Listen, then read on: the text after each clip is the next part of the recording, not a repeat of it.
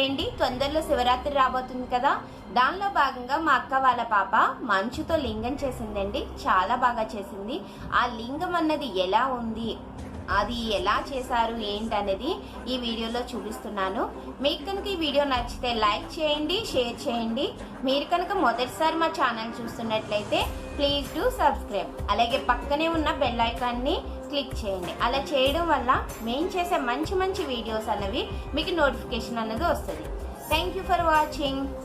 ముందుగా వేరు గిన్నెల్లోనూ ఒక గ్లాసులోనూ వాటర్ ఫిల్ చేసుకుని ఫ్రీజర్లో పెట్టుకుని ఐస్ చేసుకోవాలండి. తర్వాత లింగాన్ని అలంకరించడం కోసం వేరు రంగుల పువ్వులు, తమలపాకులు, మారేడాకులు, జిల్లేడు పువ్వులు, ఎరుపు రంగు దారం బంతిని ఒకటి తీసుకోవాలండి. తర్వాత వీడియోలో చూపిస్తున్నట్లుగా ఐస్ను వాష్ చేస్తూ గిన్నెల నుండి ఐస్ని సెపరేట్ చేసుకోవాలండి. ఇలా ఐస్ సెపరేట్ చేసిన తర్వాత దాన్ని ఫస్ట్ చిన్న గిన్నెలో ఉన్న ఐస్ని పెట్టి తర్వాత పెద్ద గిన్నెలో ఉన్న ఐస్ని బోర్లించి పెట్టి తర్వాత గ్లాసులో ఉన్న ఐస్ని పైన పెట్టిందండి. తర్వాత తమలపాకుల్ని సెట్ చేశారు. ఆ తర్వాత జిల్లేడు పువ్వులతో కూర్చున్న మాలని శివలింగానికి వేశారు.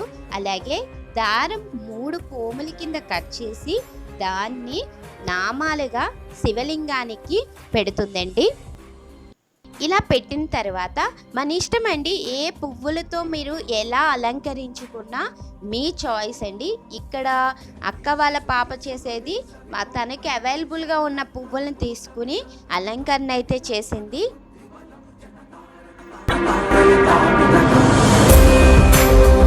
ఇలా పెట్టిన తర్వాత మంచులింగం మీద మారేడాకును కూడా పెట్టిందండి.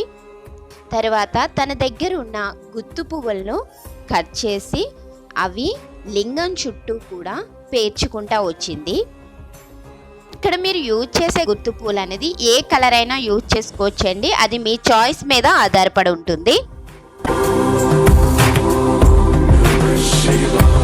తర్వాత ప్లేట్ మొత్తం కూడా ఎక్కడ గ్యాప్ లేకుండా ఎరుపు రంగు పువ్వులతో ఫిల్ చేసిందండి.